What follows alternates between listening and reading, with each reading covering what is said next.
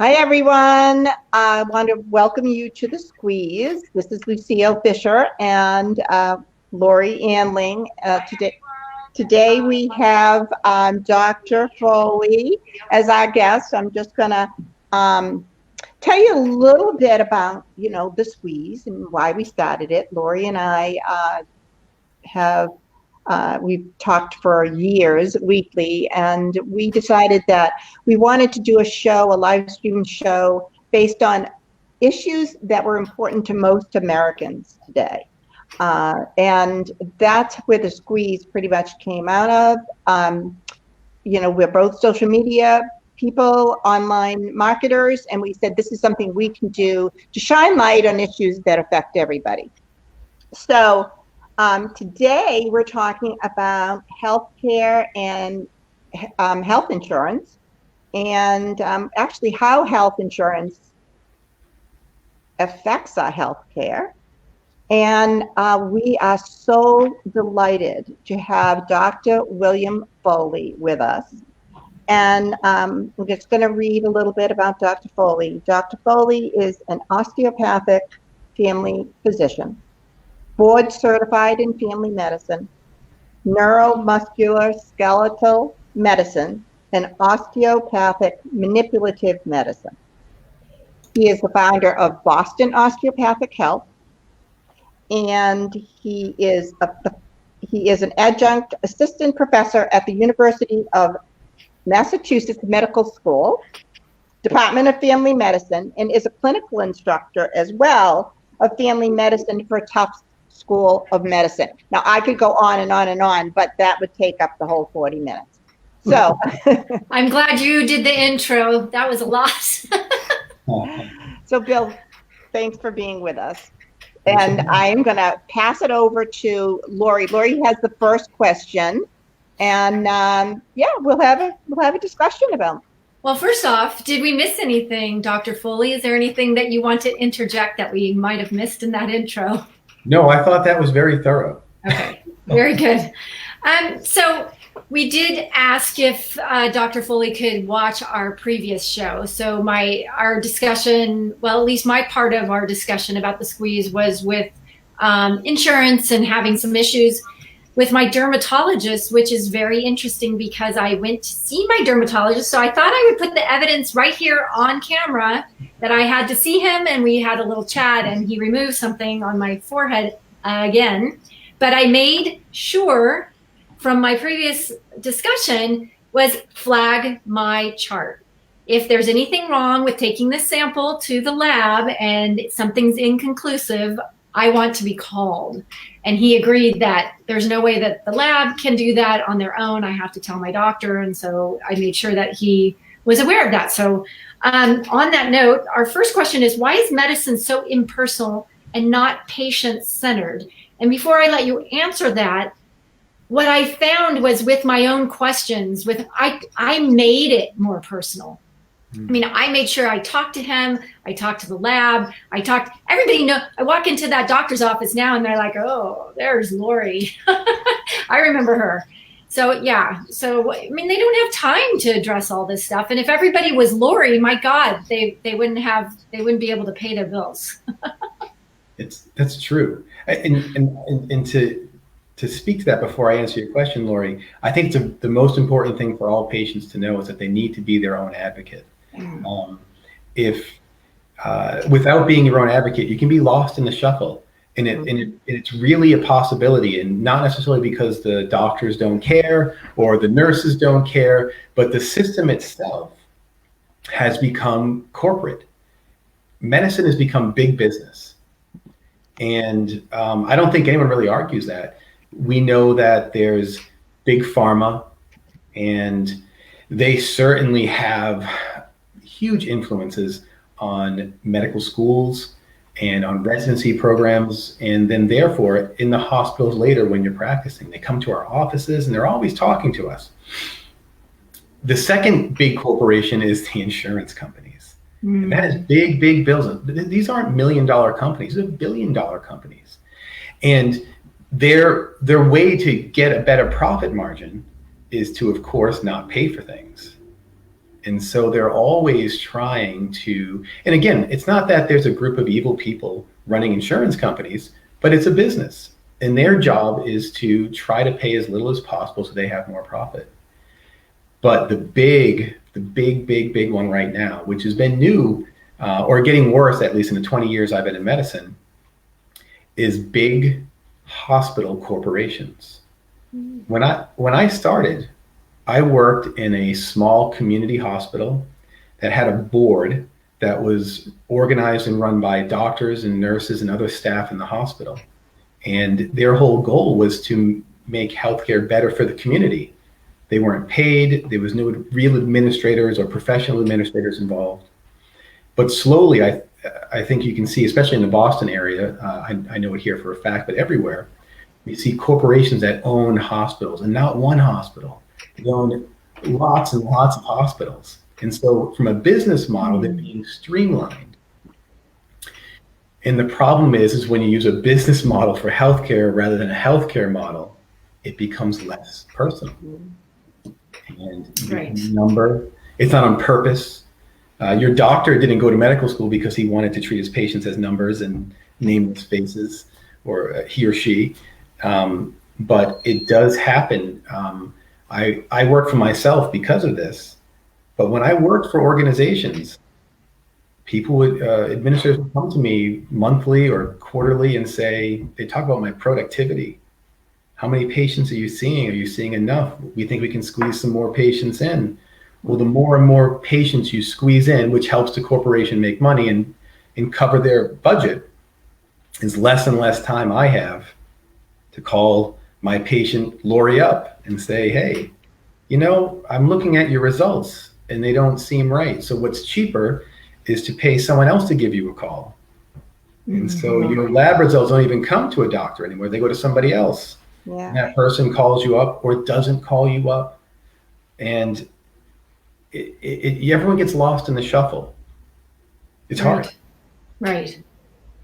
I had that discussion with him, and he had mentioned that he knows a couple doctors that have gone out of business. A couple of them hadn't even made money, because of all the changes and everything, and that it wasn't what they expected. They didn't go like you said, they went to medical school to help people, and then they get into this whole system that's radically changed, and this is not what I signed up for. Absolutely. Yeah. And even our practice, for example, we have cut out some of the things we used to do. We were full scope. We saw adults and kids in primary care. I delivered babies, about 50 a year. I worked in the hospital, ER, ICU, nursing home. Basically, anywhere my patient went, I went. But that's not good business. There's a lot of extra time driving around places and not making money for the corporation. And slowly we saw that rather than having your family doctor who goes everywhere that you go, who knows you better than everybody, at least in medicine, we, the corporate structure would say, maybe we should have a hospitalist.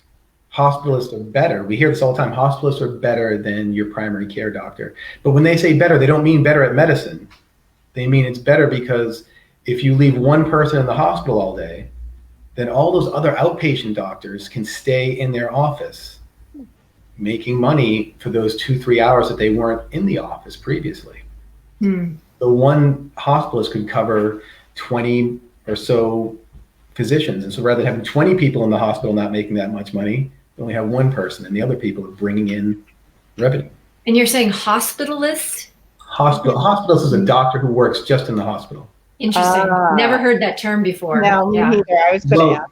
It's how all hospitals pretty much run now for the most part. And so if you get sick and you went to the hospital and were admitted to the hospital, your primary care doctor would not likely see you at all.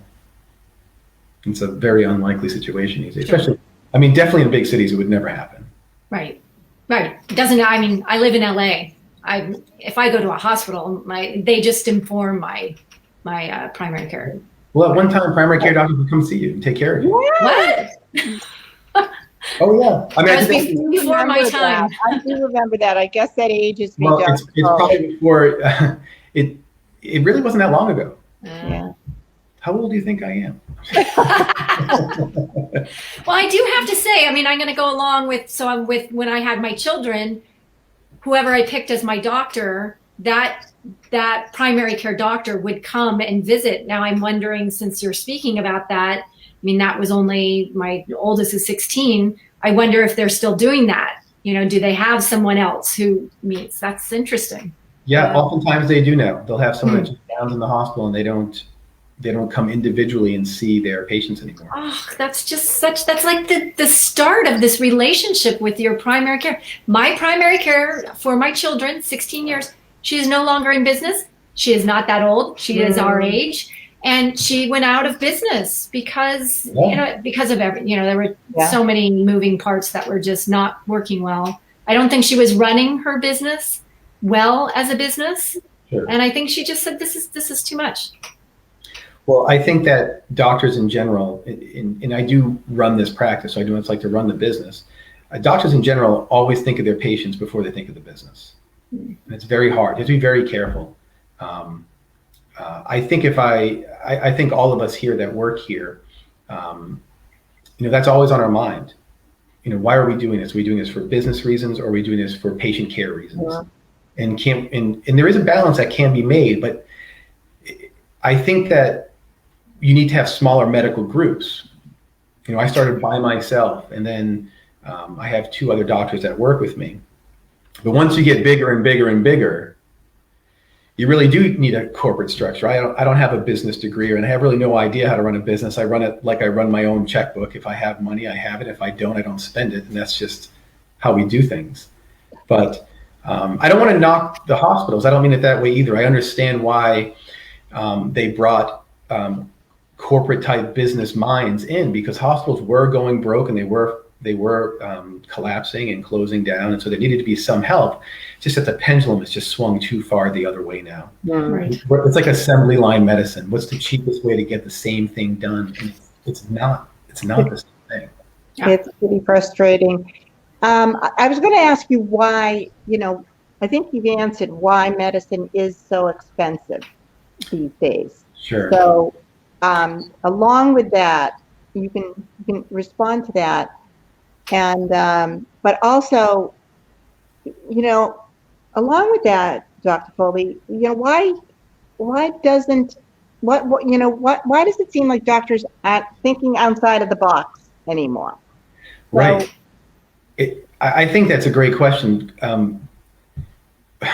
We started talking about age, right? When I started, this wasn't a thing about conventional versus alternative medicine or that kind of out of the box thinking. I mean, doctors had their ways of doing things, and they were willing to get together and converse about what's the best way to approach the patient.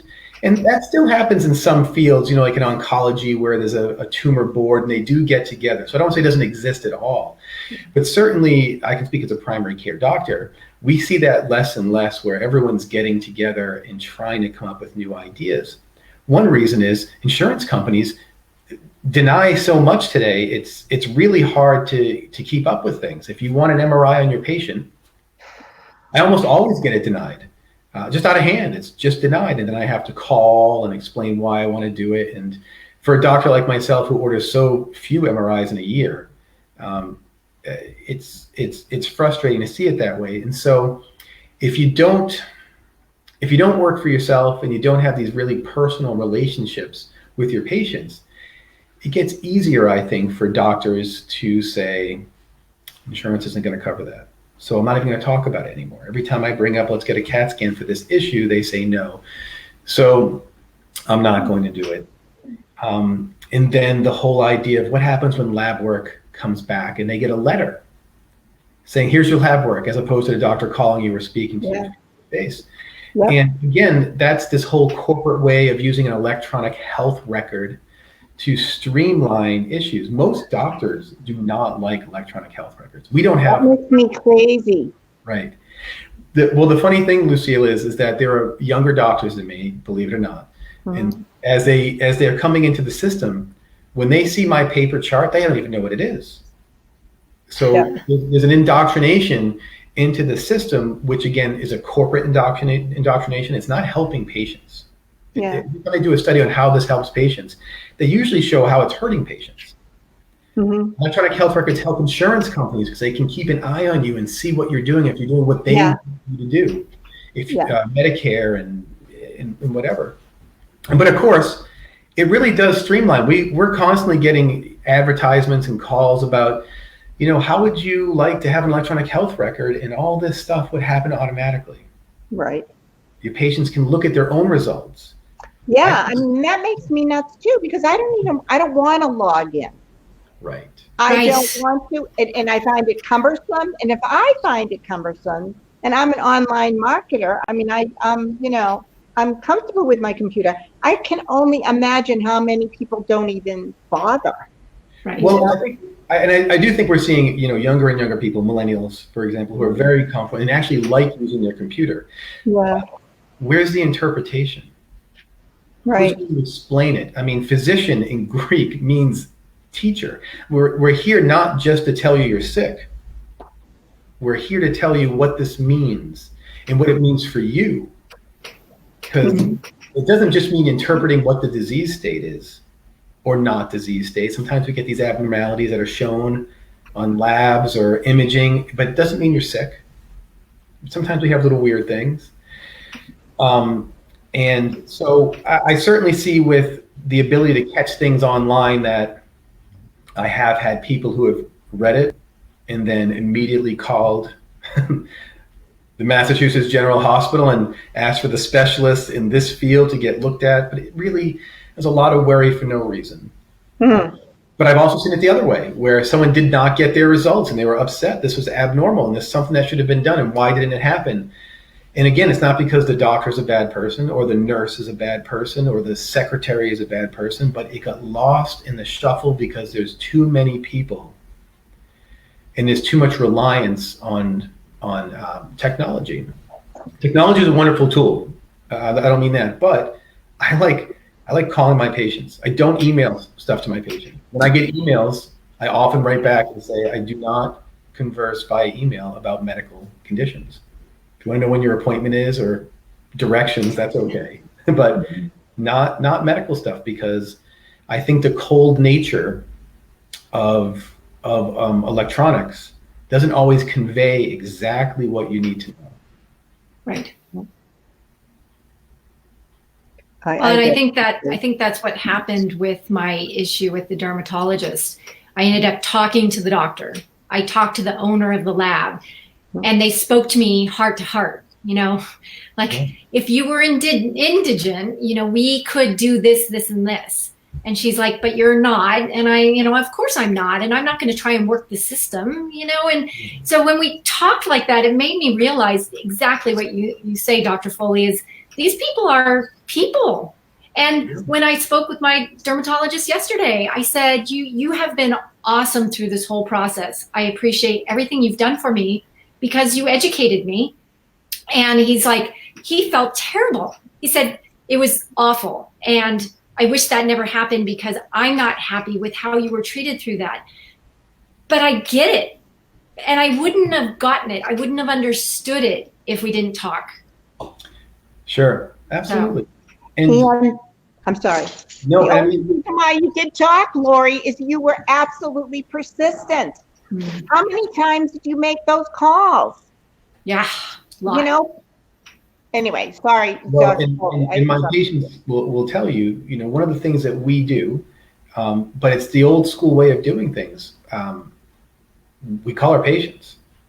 Someone has a question. I mean, there are certain questions my staff take care of, simple one-word answers, a single sentence. I don't need to be there for everything. Is it okay to take Tylenol if I have a headache? And I just say, you can tell them yes.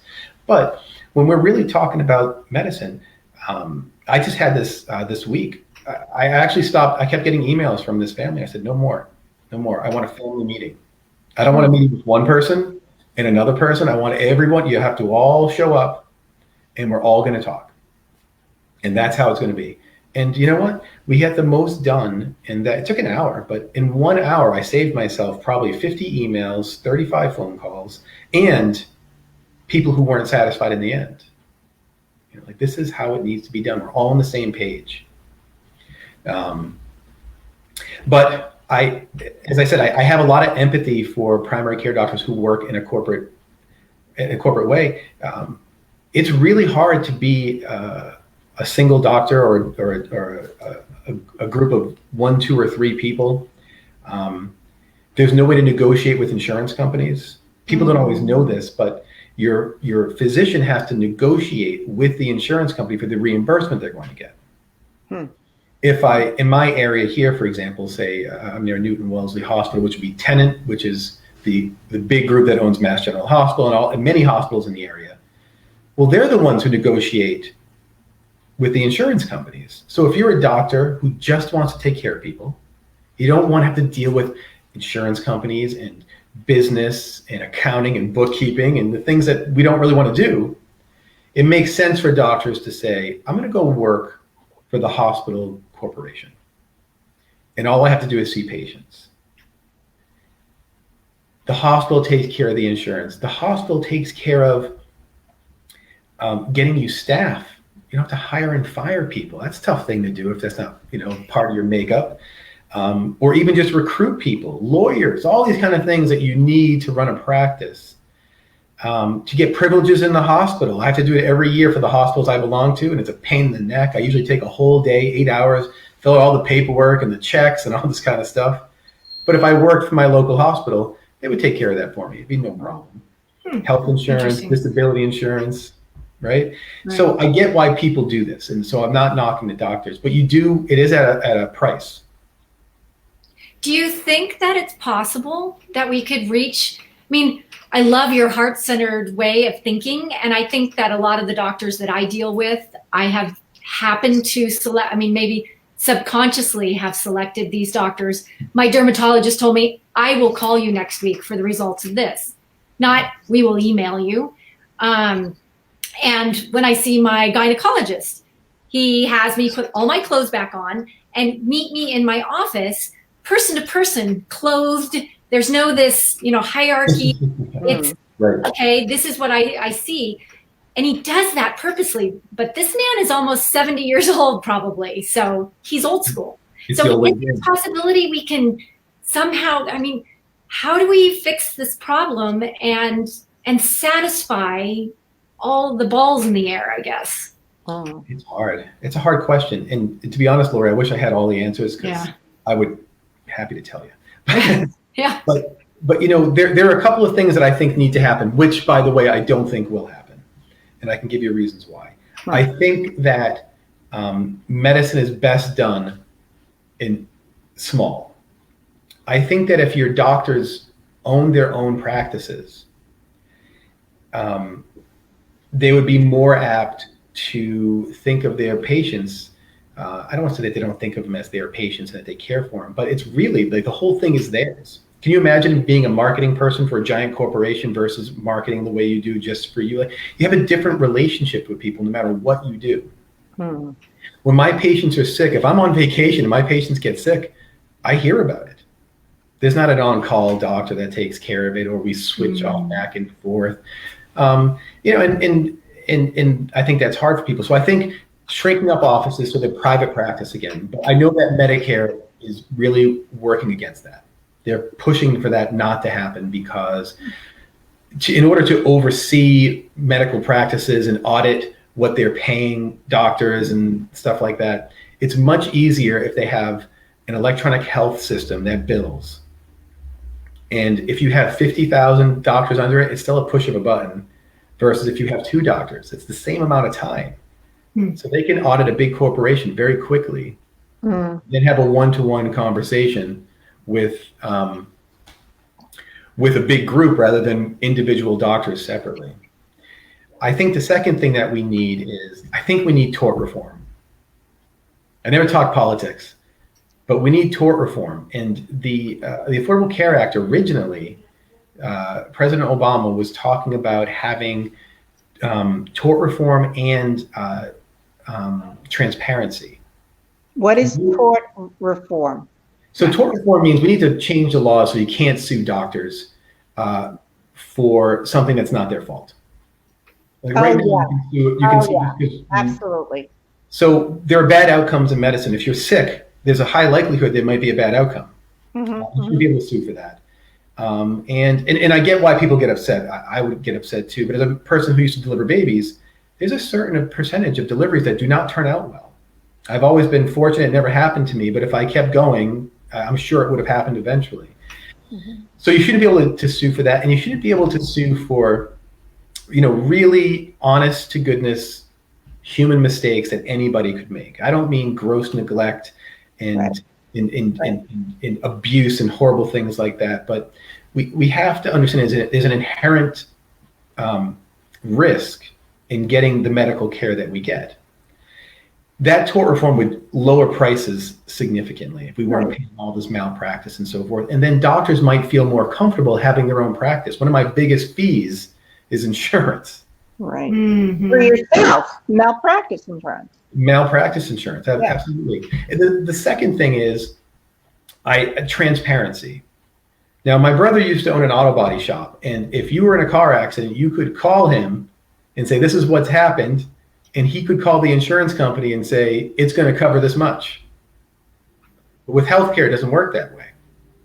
If you call up and say, I want to see an acupuncturist, will this be covered? They say, well, we don't know. You have to go see the acupuncturist first. Send us the notes and the super bill. We'll review it and we'll let you know. So it's right. It's very difficult. They're trying to make some changes with that with medications right now. But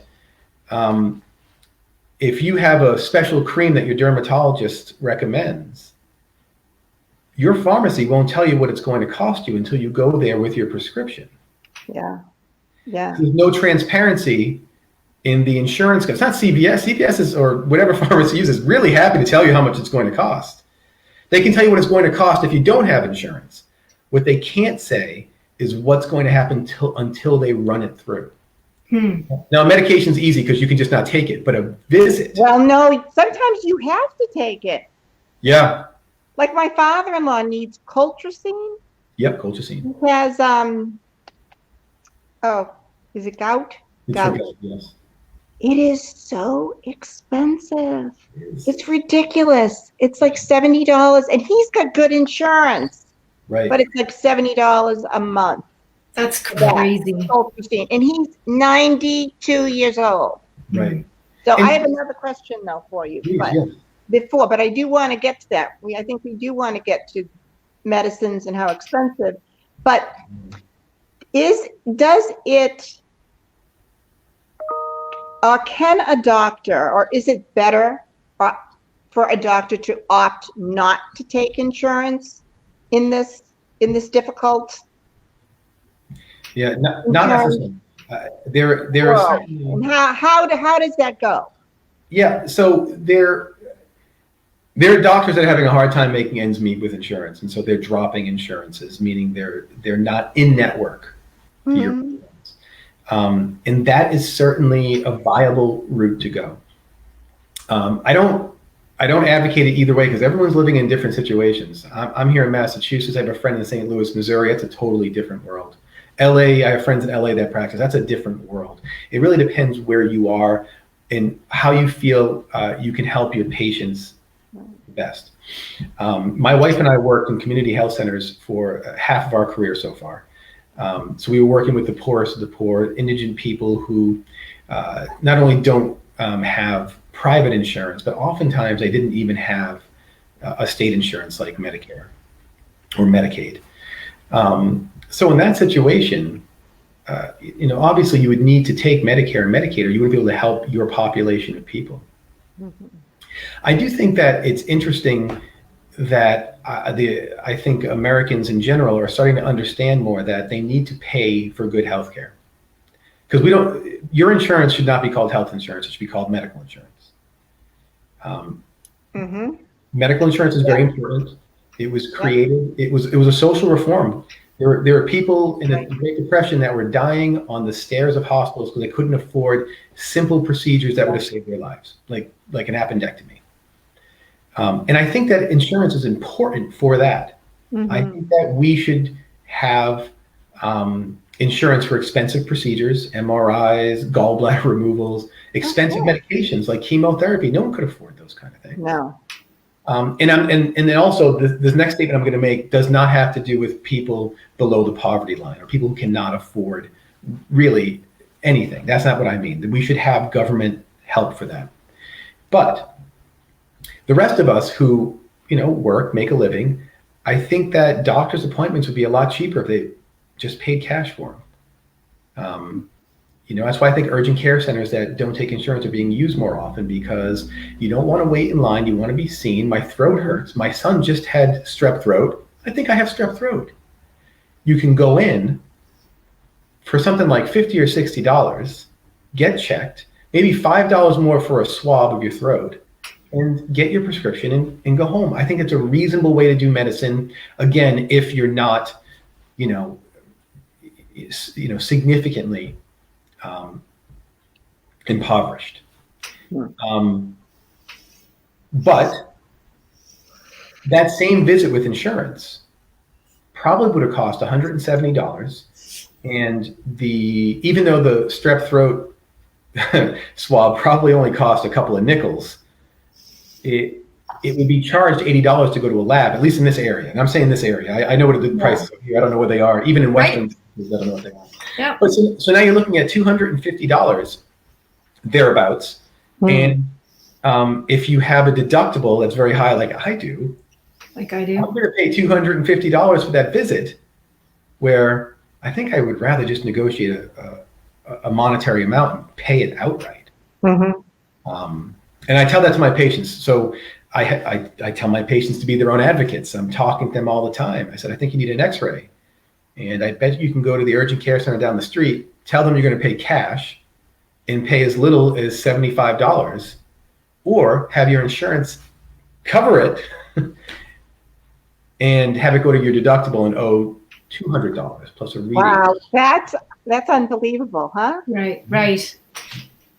And most people honestly don't know that they can negotiate. People don't know that they can negotiate for their medications as well. Exactly. We don't know that until we have a problem, and then we start asking questions. It's so true. I want to back up for a second, because someone, Julie Dennehy, is on, and she asks, can you give us a little bit of information about what is osteopathic care? What does that mean? Sure. So in this country, there are two types of fully licensed physicians. There are MDs and there are DOs. DO stands for Doctor of Osteopathic Medicine, and that's what we are. Legally, there's no difference. The medical license is the same. The board exams are the same. Postgraduate education is merged. The hospitals have merged. There's nothing separate anymore. And just like an MD, a DO can specialize in any field, from family medicine to oncology to gastroenterology, radiology, surgery, whatever they want to do. In fact, nearly everyone has probably met a DO and didn't know they were a DO. They probably thought that they were an MD, because we've been around for over 100 years, and there's lots of us in the country right now. The difference is that we have a different philosophical approach to medicine, which may be why you hear my thoughts here today. And our philosophy is to work with nature as much as possible. And what that means is that we work with our patients' own innate healing abilities so they can get better. We look at the whole patient, head to toe, mind, body, spirit. But really, we just recognize people as one drop of water. It's how we start. We really are just a wholeness. I don't even like saying mind, body, spirit. That's three things. We're not three things. We're one thing. And an extra thing that we learn on top of our philosophy is we also do learn a type of hands-on manual medicine treatment called osteopathic treatments that are gentle treatments to the body to help encourage natural healing, promote optimal health, which is not often what we see in the conventional MD world, where it is abnormal and normal. We believe in abnormal, normal, and optimal. And it just depends where your patients want to be with it. Oh, very good. Thank you. So just a quick follow-up on that, Dr. Foley. Can you share Dr. Still was the founder of osteopathy, Yep. And there is a famous quote of his, and I think it's on your Facebook page. Can you share that quote? Well, I do have several of Dr. Still's quotes. Yeah. Remember which one it is it the is? one about the object of a physician should be defined? Yes. Yes. Yeah, and what he would say is anyone can find disease. The object of a good physician is to find health. And in a nutshell, you can think about most doctors talk about health on a spectrum where you're either very healthy or very sick and you're someplace there. But really, in our philosophical approach, there are two spectrums. There's a health spectrum and there's a disease spectrum. Now, most people are kind of in line with that. So if you have a lot of health, you probably have a very small amount of disease. But there are different versions of that. And I think we can all talk about people we know with end-stage cancer. That's a lot of disease. But if you didn't see them, if you just talked to them on the phone, they seem really healthy and alive and vibrant. Like they had a lot going for them. Those are rare circumstances where you have a lot of health and a lot of disease, but it happens. But we do see the opposite, at least in this country, a lot. We see a lot of people with very low disease. Labs are normal, imaging is normal. Your doctor says there's nothing wrong with you, but how do you feel? Exhausted, stressed, depressed, anxious, or even achy.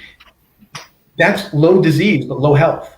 Yeah. And you really need to treat both, offense and defense. Yeah. A lot of people in LA feel that way. Stress, low energy. Yeah. City life is tough. Yeah. Yeah.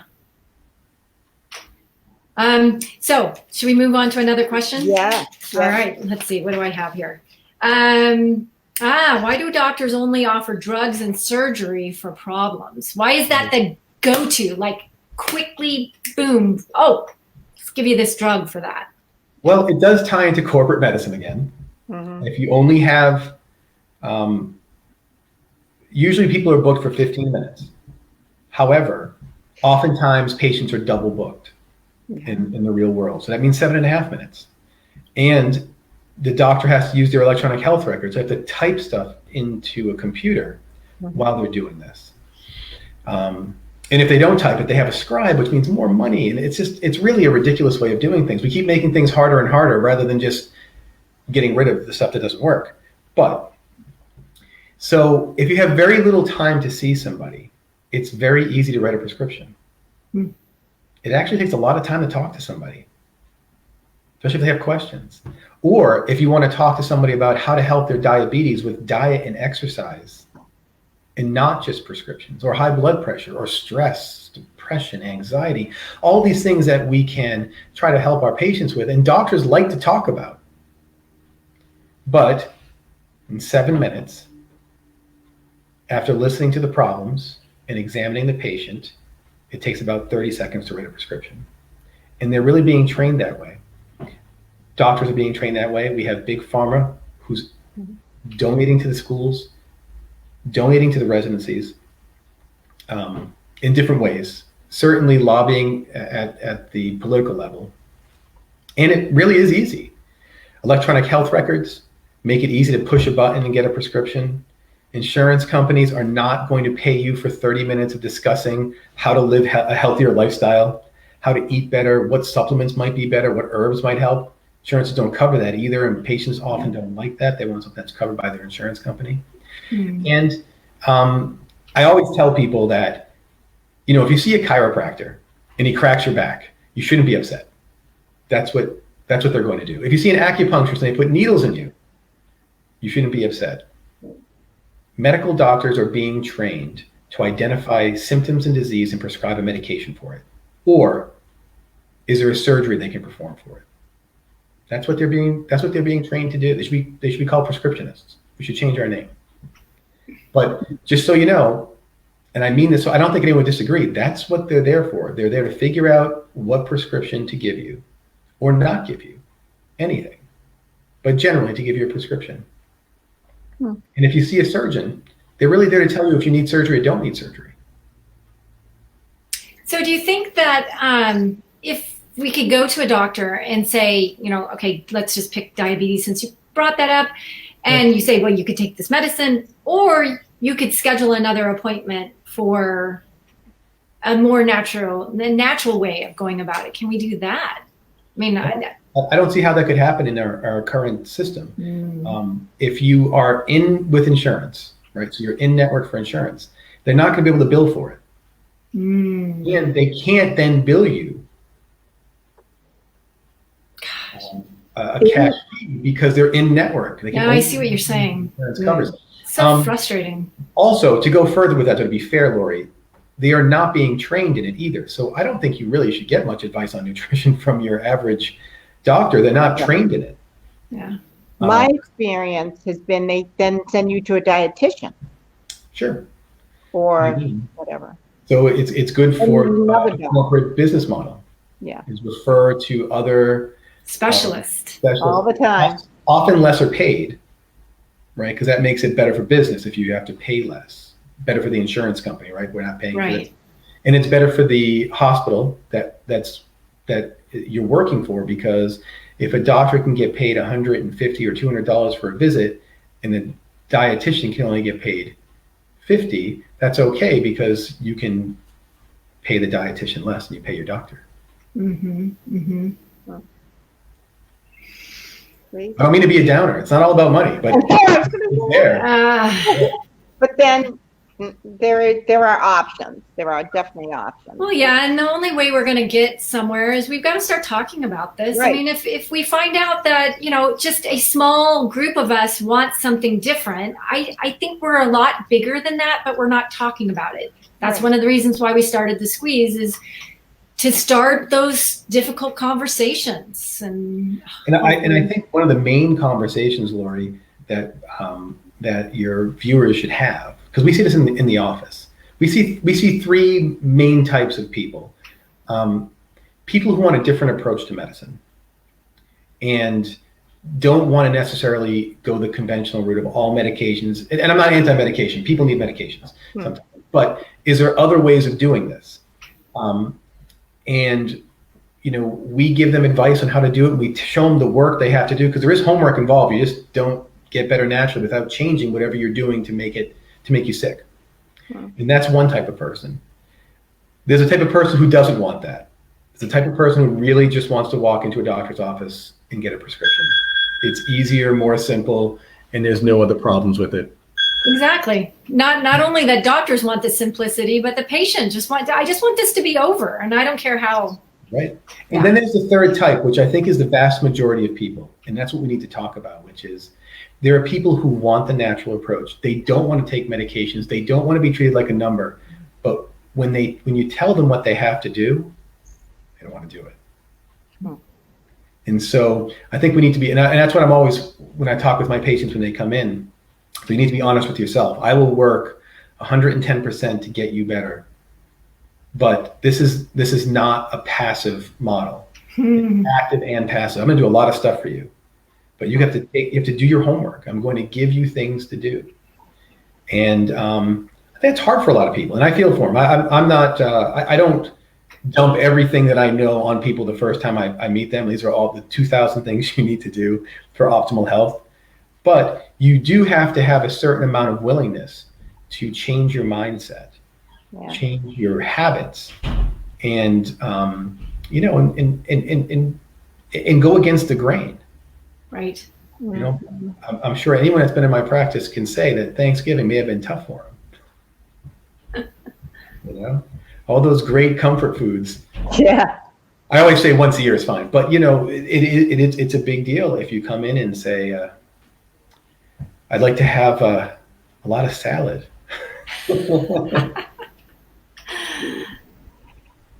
We want to respect your time, Dr. Foley. We have another question. Okay. Do you have time? I think I have time for one more, sure. Okay. So the question is, well, first I'm going to ask you to explain what pay for performance is. Yeah, I've never heard of that when we saw that, so. Well, it may be something that's only spoken to doctors about, but the pay for performance model is a newer insurance reimbursement model. Mm-hmm. So the old model is basically, pay for visit. So if someone comes and sees a doctor, there's levels of complexity, and you bill for that. What they're doing now, and I can only speak to this in primary care because I don't know if this is happening with specialists. It doesn't make sense that it would, but for primary care doctors, it's a nice. It sounds great, right? We're not going to pay your doctors for seeing you. We're going to pay for them to perform well, and I understand that. We want doctors to do a good job, and they should be paid based on that. However, it's who makes the rules on what the performance should be. And what I don't like about pay for performance is doctors are often paid on their percentage of immunized patients. So if your patient has a religious or moral or medical reason not to be immunized, the doctor can get dinged for that and not get paid as well. And that makes the opposite of a good patient-doctor relationship because it creates animosity. Whether it's fully conscious or subconscious, that this patient or this parent is doing something and now I'm not going to get paid. Other things are like, are you prescribing the right medication for diabetes? Are you screening for blood pressure at every visit? And are you keeping a patient's blood pressure to a certain level? I have to be honest, I don't think it's a doctor's fault if your blood pressure doesn't necessarily come back down to 100% normal, right? It's this whole active and passive way of doing medicine, this responsibility level. Sure, if a doctor is never checking your blood pressure, that's a problem. But what if you happen to have hypertension that is just not responding to medications? That's not a doctor's fault. If you're not quitting smoking, that's not your doctor's fault. But I really don't like the idea of pitting doctor and patient against each other. Is really, I think, my biggest problem with pay for performance, because we're seeing now more than ever doctors kick patients out of their practices. And when I started, that was really unheard of. You had to be violent or something like that to say, listen, we won't let you come into this office anymore. But now I'm seeing regularly patients coming to see me and saying my primary care doctor wouldn't see me anymore because, I refused to take diabetes medicine. Yeah. And first of all, I looked at their labs. This as a person that just happened this month, and I said, looking at your labs, you really should take medicine. I think it's bad for you, but I explained the risks and the benefits of medication, the risks and the benefit of not taking medication. And I thought taking medication was a better idea. But as I told this person, I don't believe in a patriarchal form of medicine. I don't believe in telling people what to do. I've shared with you my ideas. That's why you pay me. I think it's a much better idea to take medication. I think you have a big risk of stroke and heart attack if you don't, and among other things.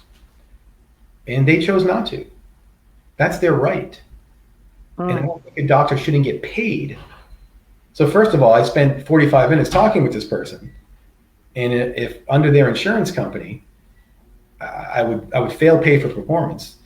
I certainly wouldn't get paid for 45 minutes of counseling somebody. So pay for performance doesn't work that way because how do you measure what a good performance really is? And they're measuring it based on pharmaceuticals. So you can see where Big Pharma came back into this and helped shape what does it mean to be a good doctor? Oh, well, you're prescribing a lot of medications. You're giving a lot of immunizations. So how do we get Big Pharma out? Should we have another talk? I know. I was wondering about that myself. I want to say for the record, for any Big Pharma people watching this, I am not trying to get Big Pharma out. My address, where I live. Yeah, right. And I was a chemist before I was a doctor. So, I mean, I was in, I understand why pharmaceutical companies exist and why they need to make money. But I just don't think they need to make billions and billions of dollars off of our, illness. Yeah. Or, yeah. That's a much harder question. And unfortunately, I think that because they are a business, they're not a humanitarian organizations. I think that there needs to be government regulation. And I'm not big on government regulation, but I know. See, it's so complicated. I mean, this is exactly why we talk about this, because it's so complicated. So complicated. It is. And medications save lives. Right. But they're also overprescribed. So both realities exist. It's not a black or white. one side's right, one side's wrong. It's more about how do we find a balance so that we are helping our patients as much as we can, regardless of which way you go with that. And I really do think having doctors in these small practices where they're emotionally invested in helping people and can't say, well, there's other people that take care of that. Call the patient and tell them to do this. Or I can say, I think this patient's going to take me a very long time today. Schedule them for an hour.